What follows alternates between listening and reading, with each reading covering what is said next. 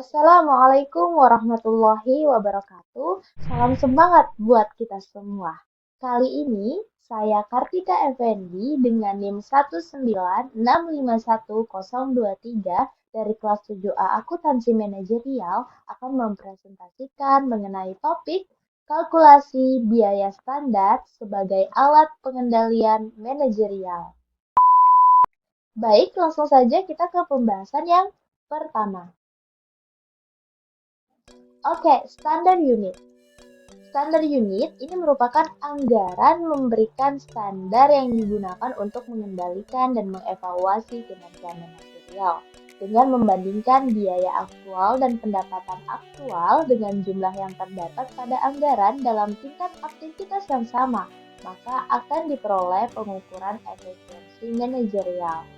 Nah, pengendalian dapat ditingkatkan dengan mengembangkan standar unit ya, artinya dasar standar unit terletak pada kerangka anggaran fleksibel, sehingga standar unit menjadi dasar pembuatan anggaran fleksibel. Next, apa yang harus ada dalam menentukan biaya standar unit? Nah, ada dua hal nih teman-teman. Yang pertama, jumlah input yang seharusnya digunakan per unit output sehingga menghasilkan standar kuantitas.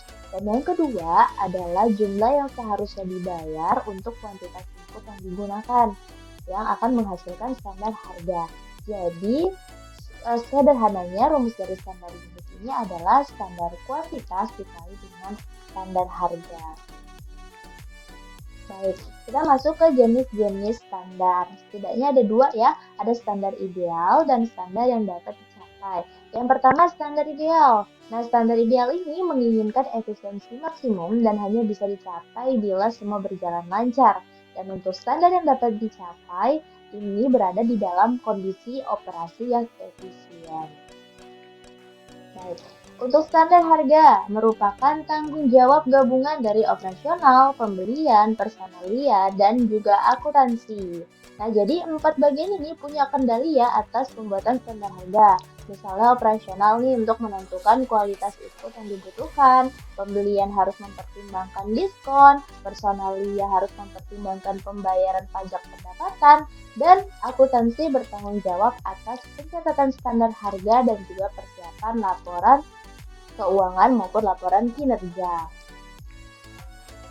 Nah, mengapa biaya standar ini diterapkan? Ada dua alasan. Yang pertama, untuk memperbaiki perencanaan, pengendalian, dan juga pengukuran kinerja. Dan alasan yang kedua adalah untuk mengkalkulasikan biaya produk. Baik, untuk biaya produk standar.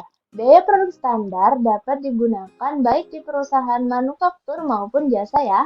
Nah, walaupun memang untuk biaya produk standar ini digunakan umumnya pada perusahaan manufaktur karena tercermin di dalam proses produksi perusahaan mereka.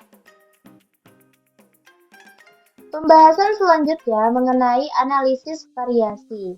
Pada penjelasan umum, tepatnya di anggaran fleksibel, analisis variasi digunakan untuk mengidentifikasi biaya yang muncul pada tingkat aktivitas aktual tertentu.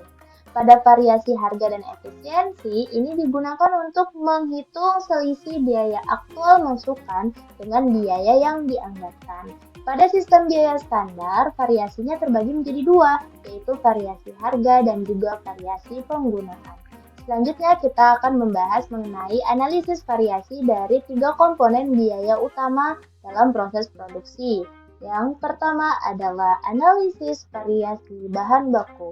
Dilakukan dengan dua pendekatan, yaitu pendekatan kolom dan juga pendekatan rumus.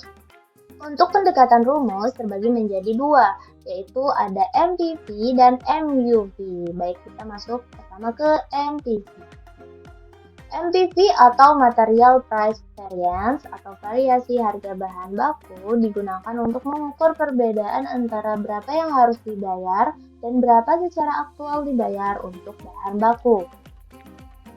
Kedua, ada MUV atau Material Usage Variance atau variasi penggunaan bahan baku. Digunakan untuk mengukur perbedaan antara bahan baku langsung secara aktual digunakan dan bahan baku langsung yang seharusnya digunakan untuk output aktual.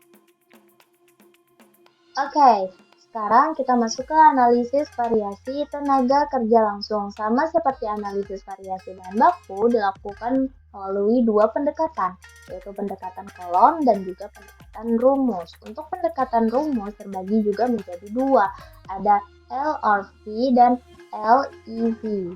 Oke, masuk ke LRV atau labor rate variance atau variasi tarif tenaga kerja. Nah, ini digunakan untuk menghitung perbedaan antara apa yang sudah dibayar untuk tenaga kerja langsung dan apa yang seharusnya dibayar.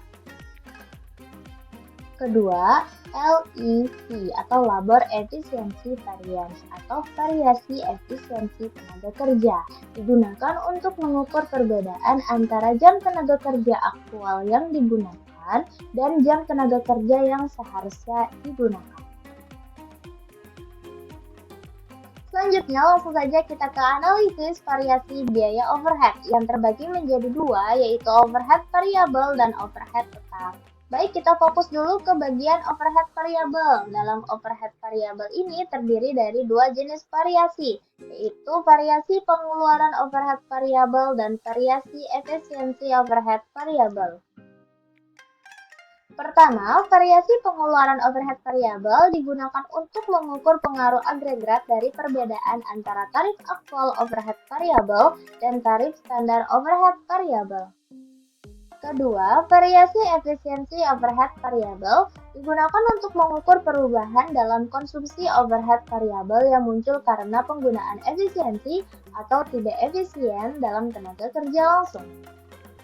Berikut saya sajikan contoh latihan variasi overhead variabel. Selanjutnya, kita masuk ke bagian overhead tetap. Di dalam overhead tetap terbagi menjadi dua variasi. Yang pertama ada variasi pengeluaran overhead tetap, dan yang kedua ada variasi volume overhead tetap. Variasi pengeluaran overhead tetap digunakan untuk mengukur perbedaan antara overhead tetap aktual dan overhead tetap yang dianggarkan. Kemudian untuk variasi volume overhead tetap, ini digunakan untuk mengukur perbedaan antara overhead tetap yang dianggarkan dan overhead tetap yang dibebankan. Variasi volume berpengaruh terhadap perbedaan output aktual dari output yang digunakan di awal tahun untuk menghitung tarif perkiraan standar overhead tetap. Berikut juga saya sajikan contoh dari latihan variasi overhead tetap. Baik, itu tadi adalah slide terakhir dan pembahasan terakhir juga. Mungkin cukup sekian presentasi dari saya. Semoga apa yang saya sampaikan bermanfaat untuk teman-teman sekalian. Kurang lebihnya saya mohon maaf. Wassalamualaikum warahmatullahi wabarakatuh.